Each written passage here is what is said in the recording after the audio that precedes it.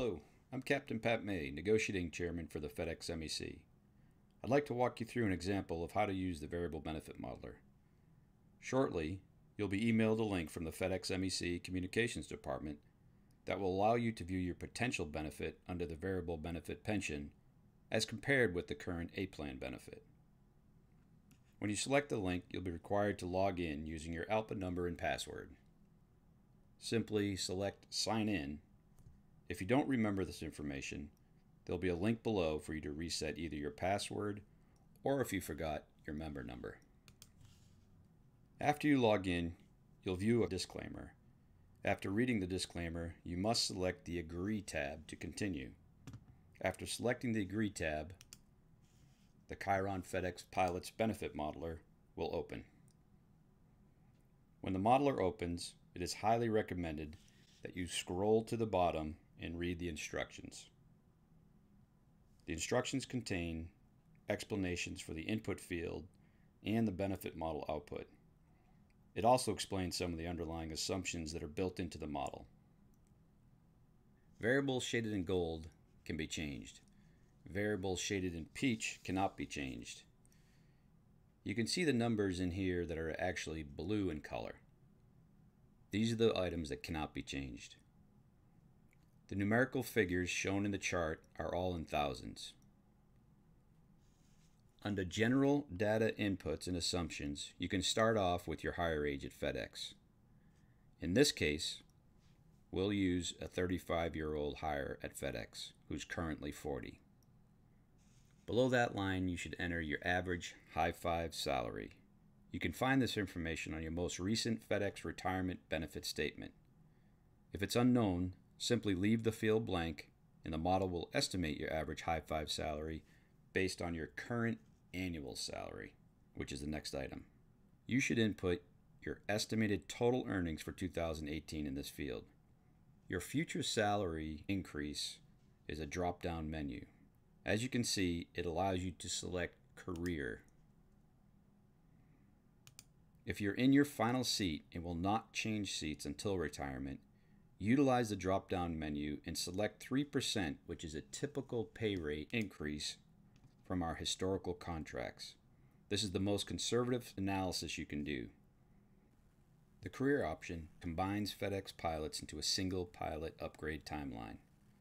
You may be slower or faster in terms of timeline on the scale, but a career typically averages about 4.5% per year, year-over-year rate increases from the time you begin your FedEx career, which includes seat upgrades.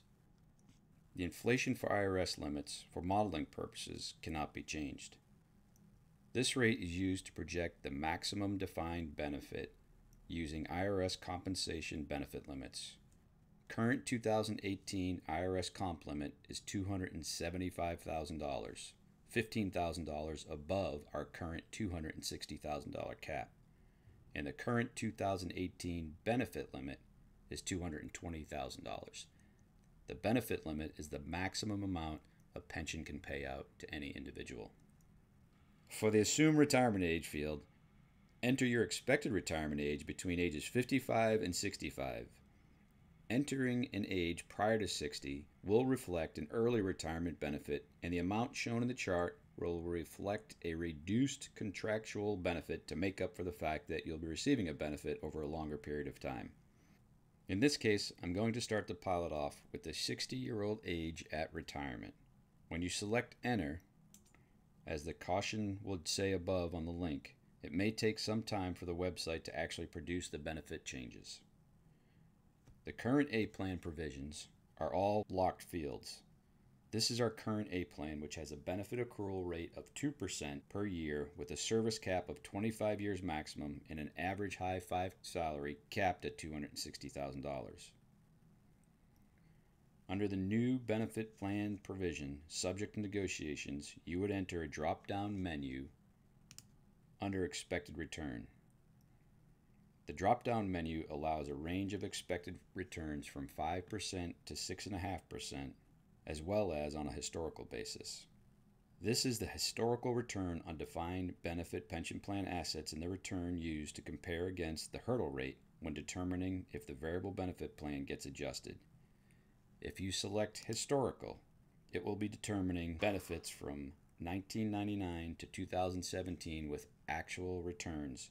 From 2017 and beyond, it simply calculates a 5% return, which is exactly the hurdle rate. In this case, I'll select a 5.5% expected return. The reason there is not a return selectable below 5% is that the floor guarantee in this plan design protects returns below the hurdle rate.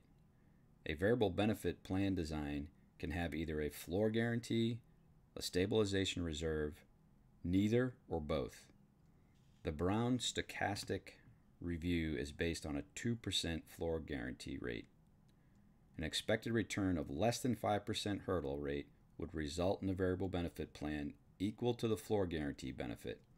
So in other words, the drop-down menu is not required to go below 5%, which is the hurdle rate. The floor guarantee protects the minimum 2% accrual year over year. When you select a greater than 5% return on the hurdle rate, you'll see a subsequent improvement in the new variable benefit formula. So let's take a look at the output side of the modeler.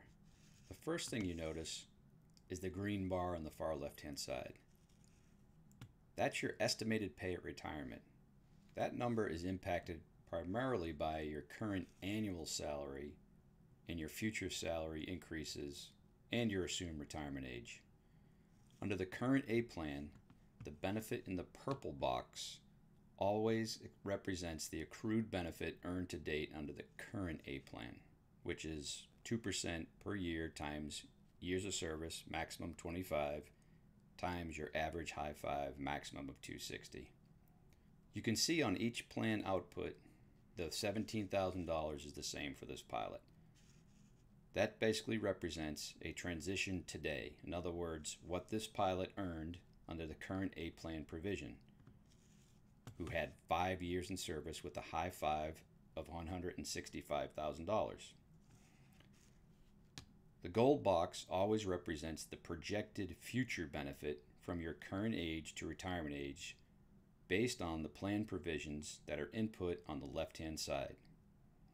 As you can see here, this pilot, estimated to go at age 60, is exactly a 25-year retirement and earns a total combined benefit, current A plan, of $130,000. That's the $113,000 future service plus the current earned service of $17,000. The percentage is a replacement ratio percentage when compared to the pilot's pay at retirement of $498,000.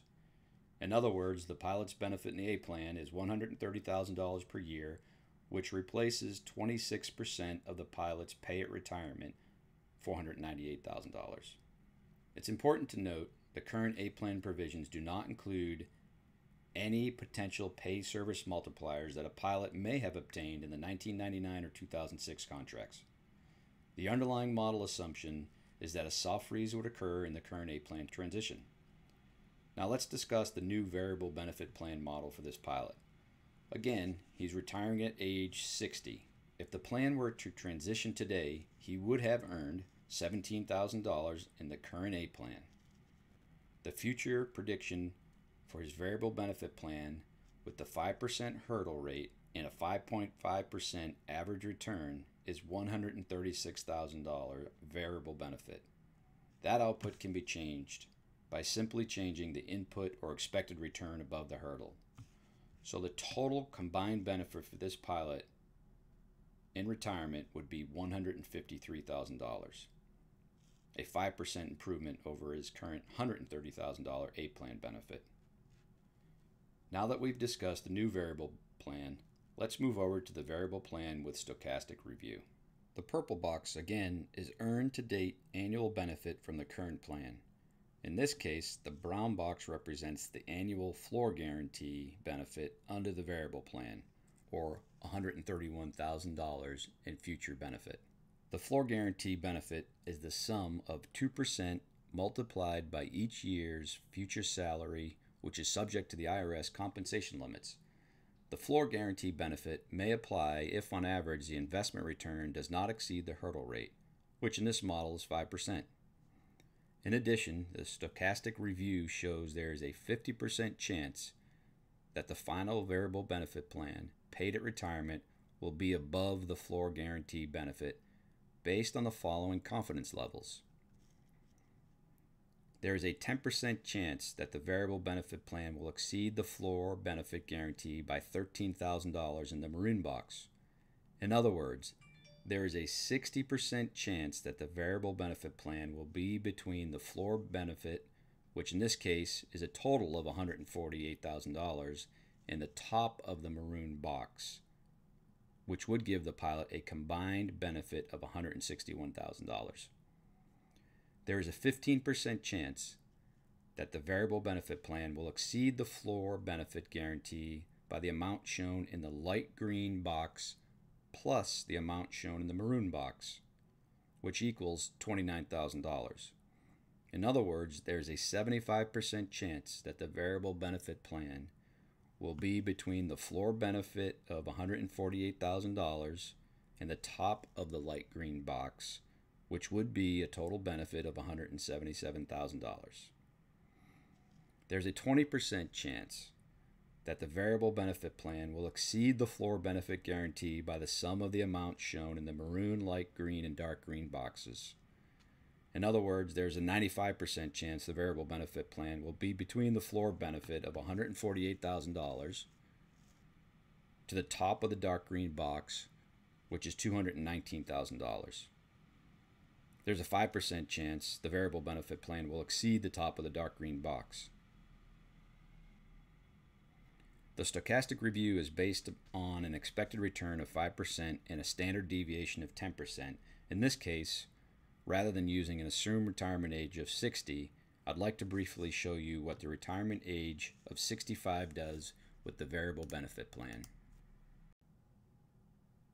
The three primary sources of horsepower in the variable benefit plan are obviously the COLA-like hedge against inflation due to our increasing pay rates and IRS caps, the fact that we can exceed the current $260,000 cap in the plan, and that the plan isn't limited any longer to 25 years of service.